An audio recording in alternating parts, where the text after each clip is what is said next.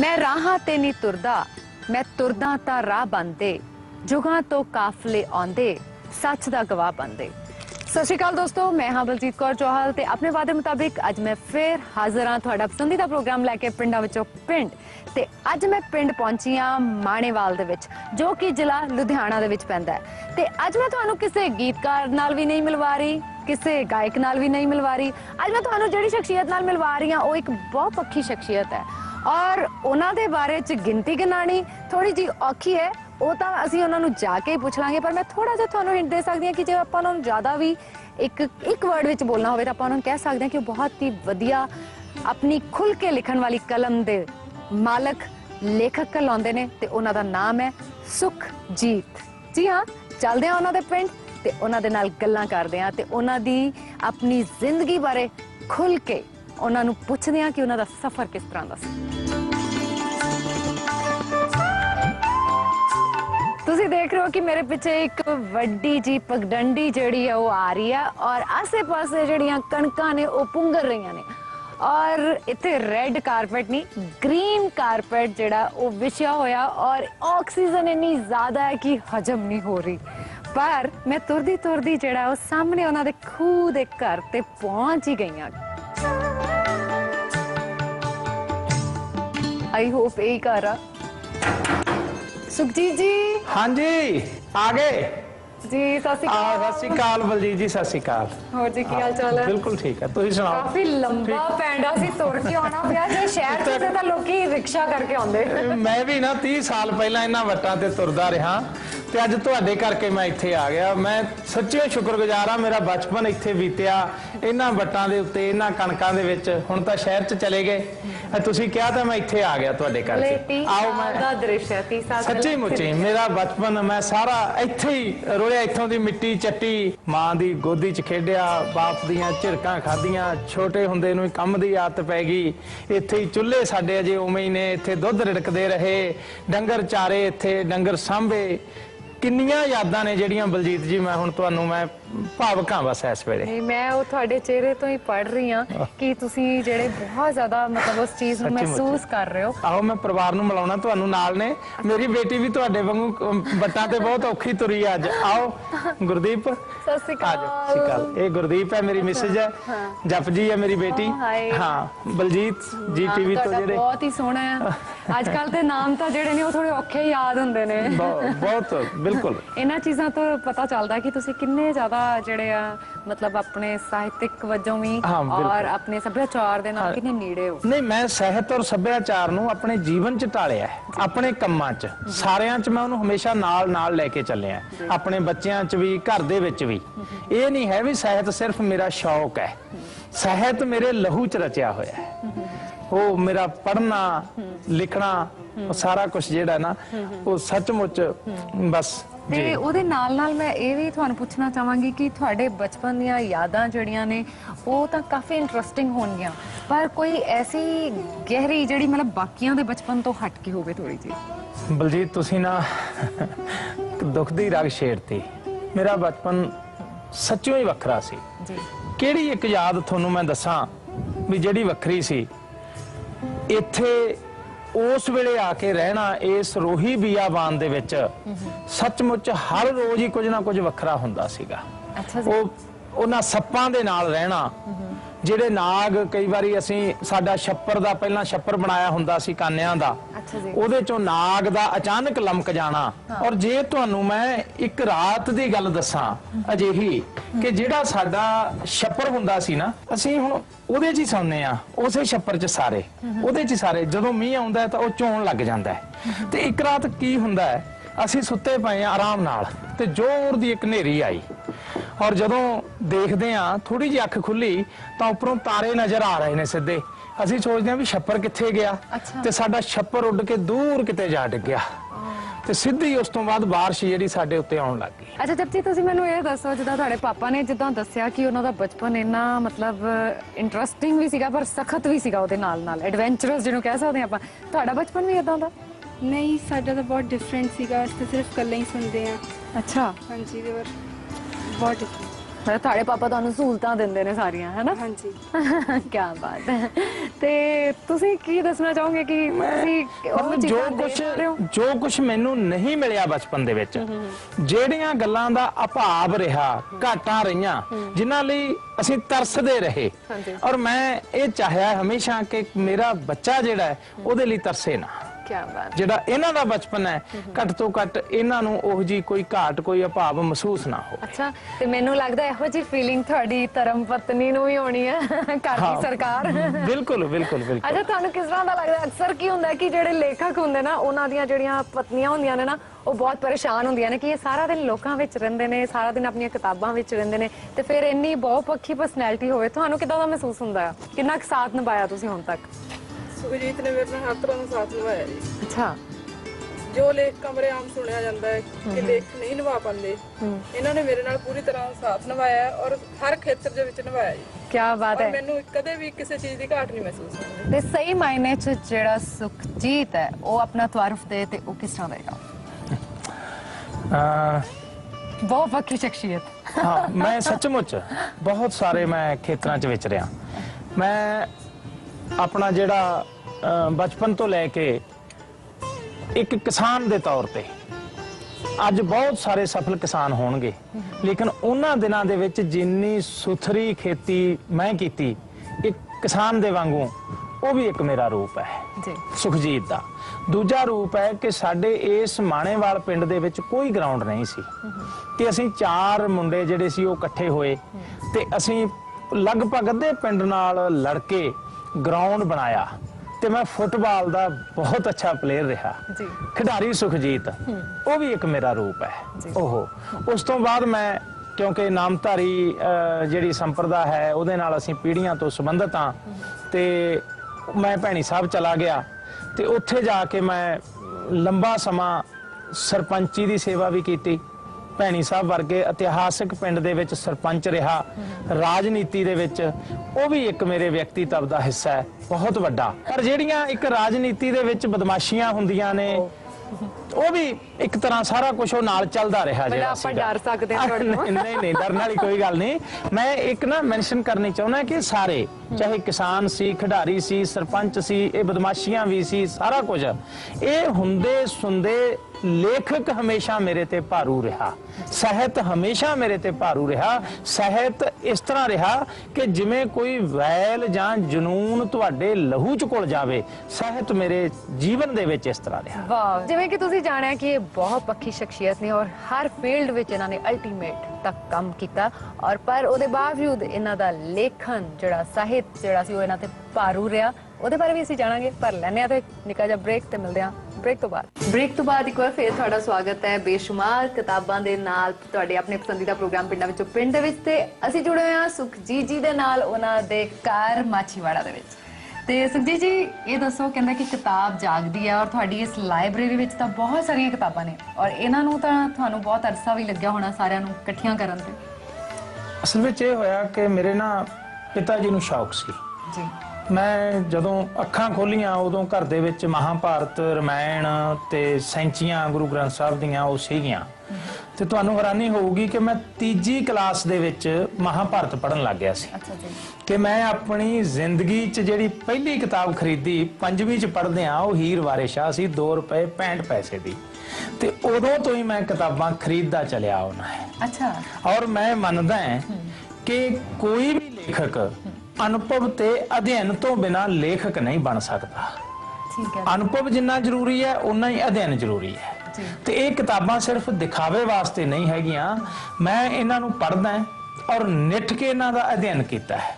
ਇਹਨਾਂ 'ਚ ਮੇਰੇ ਗੁਰੂਆਂ ਦਾ ਹੱਥ ਹੈ, ਜਿਨ੍ਹਾਂ ਨੇ। ਔਰ ਸਾਡੇ ਸਰੋਤੇ ਦਰਸ਼ਕ ਇਹ ਵੀ ਜ਼ਰੂਰ ਜਾਣਨਾ ਚਾਹਣਗੇ ਕਿ ਤੁਸੀਂ ਕਿੰਨੀਆਂ ਕਿਤਾਬਾਂ ਲਿਖੀਆਂ, ਕਿਉਂਕਿ ਮੈਨੂੰ ਤਾਂ ਪਤਾ ਹੈ, ਪਰ ਮੈਂ ਹੋ ਸਕਦਾ ਇੱਕ ਅੱਧੀ ਮਿਸ ਕਰ ਜਾਂ। ਤੁਸੀਂ ਆਪ ਦੱਸੋ ਸਾਨੂੰ, ਤੁਸੀਂ ਹੁਣ ਤੱਕ। ਹਾਂ, ਮੇਰੀਆਂ ਜਿਹੜੀਆਂ ਕਿਤਾਬਾਂ ਆਈਆਂ ਨੇ, ਉਹ ਕਵਿਤਾ ਦੀ ਕਿਤਾਬ ਆਈ ਹੈ ਰੰਗਾਂ ਦਾ ਮਨੋਵਿਗਿਆਨ, ਔਰ ਕਹਾਣੀ ਸੰਗ੍ਰਹਿ ਪਹਿਲਾ ਅੰਤਰਾ, ਦੂਸਰਾ ਜਿਹੜਾ ਕਹਾਣੀ ਸੰਗ੍ਰਹਿ ਹੈ ਮੈਂ ਰੇਪ ਨੂੰ ਇੰਜੋਏ ਕਰਦੀ ਹਾਂ, ਉਹ ਹੈ। ਅੱਛਾ, ਮੈਂ ਇੱਥੇ ਤੁਹਾਨੂੰ ਇਹ ਪੁੱਛਣਾ ਚਾਹਾਂਗੀ, ਜਿਹੜਾ ਤੁਸੀਂ ਇਹ ਸੰਗ੍ਰਹਿ ਲਿਖਿਆ ਹੈ ਮੈਂ ਰੇਪ ਨੂੰ ਇੰਜੋਏ ਕਰਦੀ ਹਾਂ ਜੀ, ਔਰ ਇਹ ਤੁਸੀਂ ਆਪਣੀ ਬੇਟੀ ਨੂੰ ਵੀ ਡੈਡੀਕੇਟ ਕੀਤਾ, ਜਪਜੀ ਨੂੰ। ਔਰ ਇੱਥੇ ਮੈਂ ਪੁੱਛਣਾ ਚਾਹਾਂਗੀ ਕਿ ਇਸ ਟਾਈਟਲ ਦੇ ਮਾਇਨੇ ਜੋ ਲੋਕਾਂ ਨੂੰ ਸਮਝ ਵਿੱਚ ਆ ਰਹੇ ਨੇ, ਉਹ ਉਹਨਾਂ ਨੂੰ ਬਹੁਤ ਅਗੇਂਸਟ ਜਾਂ ਕ੍ਰਿਟਿਸਿਜ਼ਮ ਵੀ ਬਹੁਤ ਹੋਇਆ ਹੋਏਗਾ, ਤੁਸੀਂ ਇਹਦੇ ਬਾਰੇ ਦੱਸੋਗੇ? ਬਿਲਕੁਲ ਬਿਲਕੁਲ। ਉਹ ਅਸਲ ਵਿੱਚ ਕੀਤਾ ਹੀ ਇਸ ਕਰਕੇ ਹੈ ਡੈਡੀਕੇਟਡ ਹਾਂਜੀ। ਕਿ ਤਾਂ ਕਿ ਪਤਾ ਲੱਗੇ ਕਿ ਇਸ ਰੇਪ ਦੇ ਅਰਥ ਉਹ ਪਰੰਪਰਾਗਤ ਰੇਪ ਵਾਲੇ ਨਹੀਂ ਹਨ। ਜੀ। ਜੇ ਮੈਂ ਉਹ ਕਿਤਾਬ ਆਪਣੀ ਬੇਟੀ ਨੂੰ ਸਮਰਪਿਤ ਕਰ ਸਕਦਾ ਹਾਂ ਜੀ। ਤਾਂ ਜ਼ਾਹਿਰ ਹੈ ਕਿ ਉਸ ਦੇ ਅਰਥ ਉਹ ਪਰੰਪਰਾਗਤ ਰੇਪ ਵਾਲੇ ਨਹੀਂ ਹਨ। ਬਿਲਕੁਲ। ਉਸ ਕਹਾਣੀ ਦੇ ਵਿੱਚ ਮੈਂ ਇਹ ਸਬਜੈਕਟ ਲਿਆ ਹੈ ਔਰ ਟ੍ਰੀਟਮੈਂਟ ਵੀ ਮੇਰਾ ਇਹੀ ਹੈ ਕਿ ਅਮਰੀਕਾ ਜਿਹੜਾ ਅੱਜ ਪੂਰੀ ਦੁਨੀਆ ਦੇ ਨਾਲ ਰੇਪ ਕਰ ਰਿਹਾ ਹੈ ਔਰ ਸਾਡੇ ਵੱਡੇ ਵੱਡੇ ਡੇਰੇਦਾਰ ਆਮ ਭੋਲੀ ਭਾਲੀ ਜਨਤਾ ਨਾਲ ਜਿਹੜਾ ਰੇਪ ਕਰ ਰਹੇ ਨੇ ਉਸ ਨੂੰ ਮੈਂ ਵਿਸ਼ਾ ਬਣਾਇਆ। ਮੈਂ ਤੁਹਾਡਾ ਕਹਿਣ ਤੋਂ ਭਾਵ ਇਹ ਹੈ ਕਿ ਜ਼ਬਰਦਸਤੀ ਤੇ ਧੱਕੇਸ਼ਾਹੀ ਜਿਹੜੀ ਬਿਲਕੁਲ ਜਿਹੜੀ ਕਿਸੇ ਵੀ ਕਿਸਮ ਦੀ ਲੋਕਾਂ ਨਾਲ ਹੁੰਦੀ ਹੈ, ਜ਼ਬਰ ਹੁੰਦਾ ਹੈ, ਧੱਕਾ ਹੁੰਦਾ ਹੈ, ਉਸ ਨੂੰ ਮੈਂ ਆਪਣੀਆਂ ਕਹਾਣੀਆਂ ਦਾ ਵਿਸ਼ਾ ਬਣਾਇਆ ਹੈ। ਸੁਖਜੀਤ ਜੀ, ਜੇ ਤੁਹਾਡੀ ਆਪਣੀ ਇਸ ਦੁਨੀਆ ਤੋਂ ਅਸੀਂ ਥੋੜਾ ਜਿਹਾ ਬਾਹਰ ਨਿਕਲੀਏ ਤੇ ਮਾਛੀਵਾੜਾ ਜੋ ਕਿ ਆਪਣੇ ਆਪ ਵਿੱਚ ਇੱਕ ਇਤਿਹਾਸਿਕ ਮਹੱਤਤਾ ਰੱਖਦਾ ਹੈ, ਤੇ ਕੀ ਤੁਸੀਂ ਸਾਨੂੰ ਇਹਨਾਂ ਦੇ ਚੀਜ਼ਾਂ ਬਾਰੇ ਵੀ ਜਾਣਕਾਰੀ ਦਿਓਗੇ, ਉੱਥੇ ਲੈ ਕੇ ਵੀ ਜਾਓਗੇ? ਬਿਲਕੁਲ। ਮੈਂ ਤਾਂ ਹੁਣ ਸਮੇਂ ਦੀ ਗੱਲ ਹੈ ਲੇਕਿਨ ਮੈਂ ਤਾਂ ਜਿਹੜਾ ਪਹਿਲਾਂ ਮਾਣੇਵਾਲ ਚ ਰਿਹਾ ਉੱਥੇ ਜੰਮਿਆ ਬਹੁਤ ਲੰਮਾ ਸਮਾਂ, ਫਿਰ ਭੈਣੀ ਸਾਹਿਬ ਮੇਰੀ ਕਰਮ ਭੂਮੀ ਰਹੀ, ਉਹ ਉਸ ਤੋਂ ਬਾਅਦ ਮਾਛੀਵਾੜਾ ਨਾਲੋਂ ਤਾਂ ਮੈਂ ਕਦੇ ਵੀ ਨਹੀਂ ਟੁੱਟਿਆ। ਮਾਛੀਵਾੜਾ ਨਾਲ ਮੇਰੀ ਇੱਕ ਅਜਿਹੀ ਸਾਂਝ ਹੈ ਕਿਉਂਕਿ 85 ਦੇ ਵਿੱਚ ਸਾਡੀ ਸਾਹਿਤ ਸਭਾ ਬਣੀ ਸੀ ਔਰ ਸਾਰੇ ਮੇਰੇ ਸੰਗੀ ਸਾਥੀ ਸਾਹਿਤ ਦੇ ਜਿਹੜੇ ਮੇਰੇ ਸਾਹਿਤਕ ਗੁਰੂ ਸੁਰਜੀਤ ਖੁਰਸ਼ੀਦੀ ਜੀ, ਹਰਵੰਸ ਮਾਛੀਵਾੜਾ, ਉਹਨਾਂ ਤੋਂ ਲਾ ਕੇ ਬਹੁਤ ਸਾਰੇ ਅਸੀਂ ਇੱਥੇ ਇਕੱਠੇ ਹੁੰਦੇ ਹਾਂ ਹੁਣ ਵੀ। ਤੇ ਇਹ ਉਹ ਜਗ੍ਹਾ ਹੈ ਜਿੱਥੇ ਗੁਰੂ ਗੋਬਿੰਦ ਸਿੰਘ ਜੀ ਦੇ ਵੇਲੇ ਚਮਕੌਰ ਔਰ ਸਰਹੰਦ ਦੀਆਂ ਧਰਤੀਆਂ ਬੇਕੁਰਕ ਹੋ ਗਈਆਂ, ਕਿੰਨਾ ਲਹੂ ਡੁੱਲਿਆ ਛੋਟੇ ਸਾਹਿਬਜ਼ਾਦਿਆਂ ਦਾ, ਵੱਡਿਆਂ ਦਾ, ਉਹਨਾਂ ਤੋਂ ਵੀ ਪਿਆਰੇ ਸਿੱਖਾਂ ਦਾ। ਪਰ ਸਾਨੂੰ ਮਾਛੀਵਾੜਾ ਵਾਸੀਆਂ ਨੂੰ ਇਹ ਮਾਣ ਹੈ ਕਿ ਸਾਡੀ ਇਸ ਧਰਤੀ ਦੇ ਉੱਤੇ ਇੱਕ ਵੀ ਬੂੰਦ ਲਹੂ ਦੀ ਨਹੀਂ ਡੁੱਲੀ। ਇੱਥੇ ਸਾਹਿਬ ਸ੍ਰੀ ਗੁਰੂ ਗੋਬਿੰਦ ਸਿੰਘ ਜੀ ਨੂੰ ਤਲਵਾਰ ਜਾਂ ਤੀਰ ਨਹੀਂ ਚੱਕਣਾ ਪਿਆ, ਉਹਨਾਂ ਨੇ ਇੱਥੇ ਕਲਮ ਉਠਾਈ, ਕਲਮ ਉਠਾ ਕੇ ਲਿਖਿਆ ਮਿੱਤਰ ਪਿਆਰੇ ਨੂੰ ਹਾਲ ਮਰੀਦਾਂ ਦਾ ਕਹਿਣਾ। ਤੇ ਉਹ ਮੈਂ ਕਿਉਂ ਨਹੀਂ, ਉਹ ਤੁਹਾਨੂੰ ਮੈਂ ਦਰਸ਼ਨ ਕਰਾਉਣੇ ਚਾਹੂੰਗਾ ਉਹਨਾਂ ਸਾਰੀਆਂ ਥਾਵਾਂ ਦੇ। ਬਿਲਕੁਲ ਬਿਲਕੁਲ। ਔਰ ਕਿਉਂਕਿ ਇਹਨਾਂ ਇਤਿਹਾਸ ਨੂੰ ਜਾਣਕਾਰੀ ਰੱਖਣਾ ਇਹ ਵਾਕਈ ਬੁੱਧੀਜੀਵੀ ਲੋਕਾਂ ਦੀ ਹੀ ਗੱਲ ਹੈ ਔਰ ਮੇਰਾ ਸੱਚੀ ਦਿਲ ਕਰਦਾ ਕਿ ਮੈਂ ਬੜੀ ਸਪੀਡ ਨਾਲ ਸਾਰੀਆਂ ਚੀਜ਼ਾਂ ਇਕੱਠੀਆਂ ਵੇਖ ਲਾਂ। ਬਿਲਕੁਲ ਬਿਲਕੁਲ ਬਿਲਕੁਲ ਬਿਲਕੁਲ। ਆਓ ਆਪਾਂ ਚੱਲਦੇ ਹਾਂ। ਹੋਰ ਵੀ ਉਸ ਤੋਂ ਬਿਨਾਂ ਸਾਡਾ ਜਿਹੜਾ ਇਤਿਹਾਸ ਹੈ, ਮਿਥਿਹਾਸ ਹੈ, ਪਾਂਡਵ ਵੀ ਦੱਸਦੇ ਨੇ ਕਿ 1 ਸਾਲ ਇੱਥੇ ਰਹੇ ਜਦੋਂ ਉਹਨਾਂ ਨੇ ਗੁਪਤਵਾਸ ਕੀਤਾ। ਇਹ ਵਿਰਾਟ ਦੀ ਨਗਰੀ ਸੀ। ਆਪਾਂ ਜਰੂਰ ਆਓ ਮਾਛੀਵਾੜੇ ਚੱਲਦੇ ਹਾਂ, ਸਾਰੇ ਦੇ ਦਰਸ਼ਨ ਕਰਦੇ ਹਾਂ।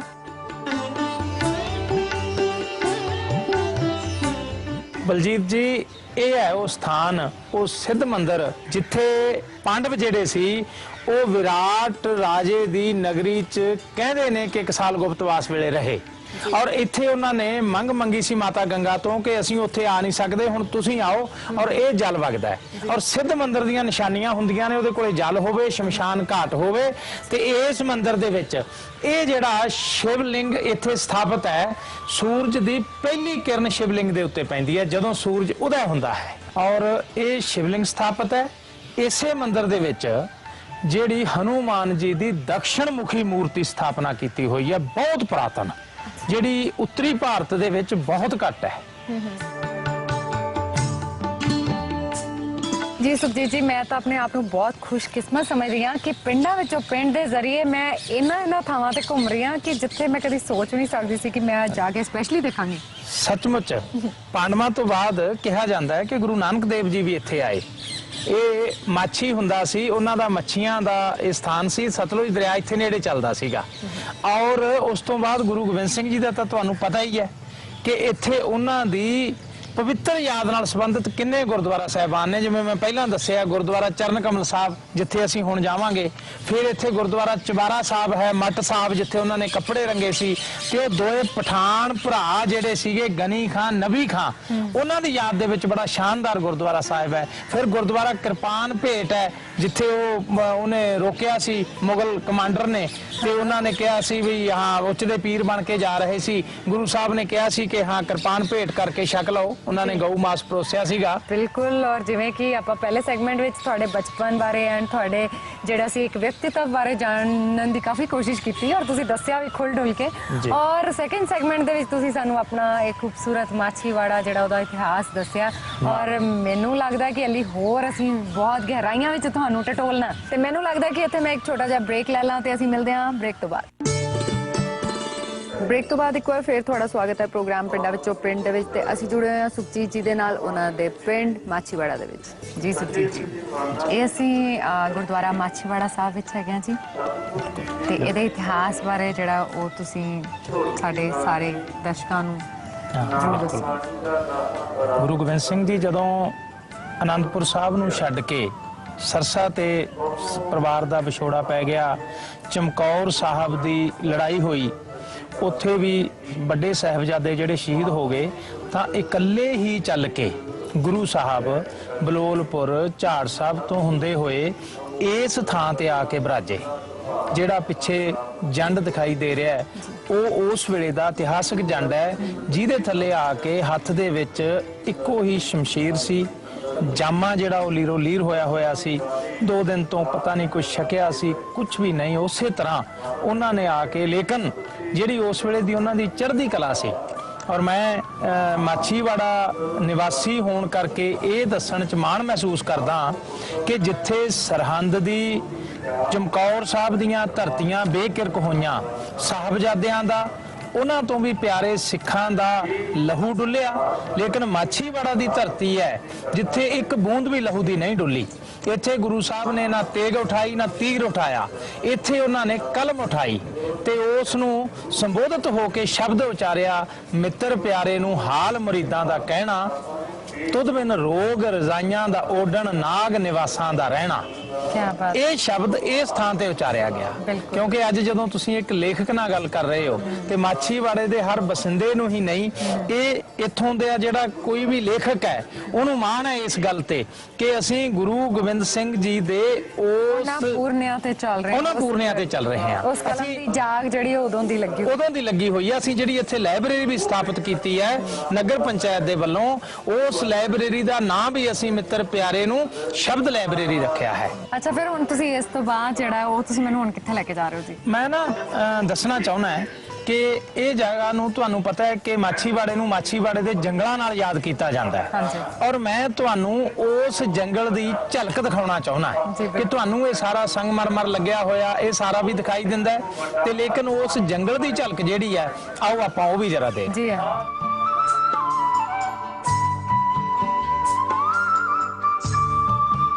ਜੀ ਸੁਖਜੀਤ ਜੀ, ਜਿੱਦਾਂ ਕਿ ਤੁਸੀਂ ਸਾਨੂੰ ਇਤਿਹਾਸ ਬਾਰੇ ਵੀ ਦੱਸਿਆ ਔਰ ਇਹ ਤੁਸੀਂ ਜੰਗਲ ਜਿਹੜਾ ਕਿ ਅੱਜ ਬਾਗ 'ਚ ਬਦਲ ਗਿਆ ਹੈ, ਇਹ ਇਸ ਬਾਰੇ ਵੀ ਥੋੜਾ ਜਿਹਾ ਦੱਸੋ। ਮੈਂ ਨਾ ਐਕਚੁਅਲੀ ਗੱਲ ਕਰਨਾ ਚਾਹੁੰਦਾ ਕਿ ਬੜੀ ਕੋਸ਼ਿਸ਼ ਹੈ ਸਾਡੀ ਹੁਣ ਬਹੁਤ ਸਾਰੇ ਲੋਕਾਂ ਦੀ ਕਿ ਉਹ ਜੰਗਲਾਂ ਨੂੰ ਖਤਮ ਕਰ ਦਿੱਤਾ ਜਾਵੇ ਔਰ ਕੰਕਰੀਟ ਦੇ ਜੰਗਲ ਉਗਾ ਦਿੱਤੇ ਜਾਣ, ਲੇਕਿਨ ਮੈਂ ਇਸ ਗੱਲ ਦੀ ਵਧਾਈ ਹੀ ਦਿੰਦਾ ਇਸ ਗੁਰਦੁਆਰੇ ਨਾਲ ਜੁੜੇ ਹੋਏ ਲੋਕਾਂ ਨੂੰ, ਜਿਹਦੇ ਨਾਲ ਅਸੀਂ ਵੀ ਸਾਡੇ ਵਰਗੇ ਕੁਝ ਲੋਕ ਜੁੜੇ ਹੋਏ ਨੇ, ਕਿ ਗੁਰੂ ਗੋਬਿੰਦ ਸਿੰਘ ਜੀ ਦੇ ਜਿਹੜੇ ਉਸ ਵੇਲੇ ਜੰਗਲ ਸੀ ਜਾਂ ਜਿਹੜੇ ਬਾਗ 'ਚ ਆ ਕੇ ਉਹ ਠਹਿਰੇ ਸੀ, ਉਸ ਨੂੰ ਪੁਨਰ ਸੁਰਜੀਤ ਕਰ ਲਿਆ ਗਿਆ ਹੈ।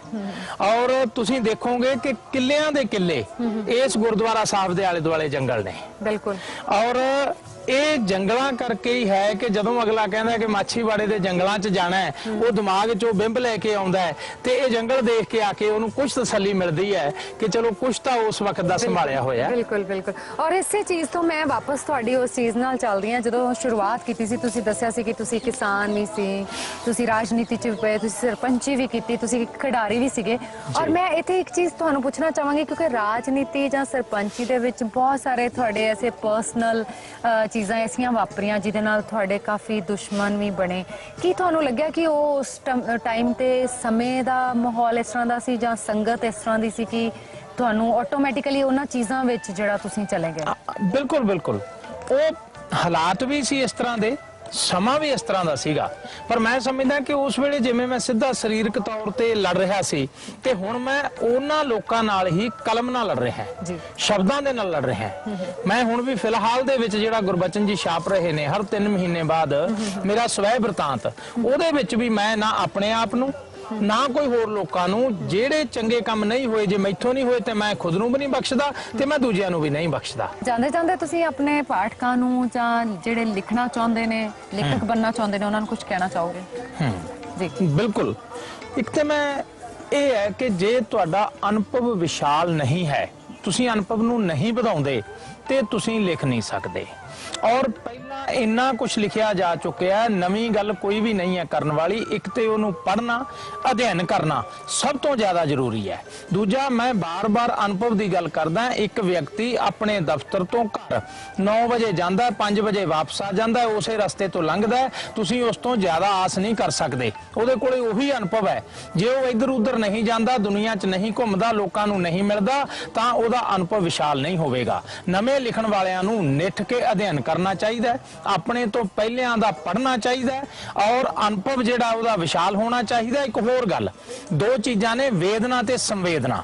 ਵੇਦਨਾ ਆਪਣਾ ਦੁੱਖ ਜਿਹੜਾ ਹੁੰਦਾ ਉਹ ਵੇਦਨਾ ਹੈ, ਦੂਜੇ ਦੇ ਦੁੱਖ ਨੂੰ ਮਹਿਸੂਸ ਕਰਨਾ ਸੰਵੇਦਨਾ ਹੈ। ਜੇ ਸਾਡੇ ਕੋਲੇ ਸੰਵੇਦਨਾ ਨਹੀਂ ਹੈ ਤਾਂ ਬਲਜੀਤ ਜੀ ਲਿਖਿਆ ਨਹੀਂ ਜਾ ਸਕਦਾ। ਸੰਵੇਦਨਸ਼ੀਲ ਹੋਣਾ, ਅਧਿਐਨਸ਼ੀਲ ਹੋਣਾ ਔਰ ਅਨੁਭਵਸ਼ੀਲ ਹੋਣਾ ਲਿਖਣ ਦੀਆਂ ਸ਼ਰਤਾਂ ਨੇ, ਇਹਨਾਂ ਤੋਂ ਬਿਨਾਂ ਲਿਖਿਆ ਨਹੀਂ ਜਾ ਸਕਦਾ। ਬਿਲਕੁਲ ਸੁਖਜੀਤ ਜੀ, ਬਹੁਤ ਬਹੁਤ ਸ਼ੁਕਰੀਆ ਤੁਹਾਡਾ, ਕਿਉਂਕਿ ਤੁਹਾਡੇ ਨਾਲ ਗੱਲਬਾਤ ਕਰਕੇ, ਤੁਹਾਡੇ ਇਸ ਇਤਿਹਾਸਿਕ ਜਗ੍ਹਾ ਬਾਰੇ ਜਾਣ ਕੇ, ਤੁਹਾਡੇ ਪਿੰਡ ਘੁੰਮ ਕੇ ਬਹੁਤ ਹੀ ਵਧੀਆ ਲੱਗਿਆ। ਔਰ ਮੈਨੂੰ ਲੱਗਦਾ ਕਿ ਹੱਲੇ ਵੀ ਬਹੁਤ ਕੁਝ ਜਾਣਨਾ ਬਾਕੀ ਹੈ ਸ਼ਾਇਦ। ਬੜਾ ਕੁਝ ਹੈ, ਇਹ ਤਾਂ ਮੁੱਕਦਾ ਹੀ ਨਹੀਂ। ਤੁਹਾਡਾ ਸਾਰਿਆਂ ਦਾ ਬਹੁਤ ਬਹੁਤ ਧੰਨਵਾਦ। ਤੁਸੀਂ ਮਾਛੀਵਾੜਾ ਸਾਹਿਬ ਵਿਖੇ ਆਏ, ਬਹੁਤ ਸ਼ੁਕਰੀਆ ਜੀ। ਸਤਿ ਸ਼੍ਰੀ ਅਕਾਲ। ਸਤਿ ਸ਼੍ਰੀ ਅਕਾਲ ਜੀ। ਸੋ ਜੀ, ਇਸੇ ਤਰ੍ਹਾਂ ਘੁੰਮਦੇ ਘੁਮਾਉਂਦੇ ਅਗਲੇ ਹਫਤੇ ਫਿਰ ਅਸੀਂ ਤੁਹਾਨੂੰ ਮਿਲਵਾਵਾਂਗੇ ਪਿੰਡਾਂ ਵਿੱਚੋਂ ਪਿੰਡ ਵਿੱਚ ਇੱਕ ਨਵੀਂ ਸ਼ਖਸੀਅਤ ਦੇ ਨਾਲ ਤੇ ਇੱਕ ਨਵੇਂ ਪਿੰਡ ਵਿੱਚ। ਤਦ ਤੱਕ ਤੁਸੀਂ ਸਾਨੂੰ ਆਪਣੇ ਸੁਝਾਅ ਭੇਜ ਸਕਦੇ ਹੋ। ਉਸ ਦੇ ਲਈ ਸਾਡਾ ਈਮੇਲ ਪਤਾ ਹੈ pindpind@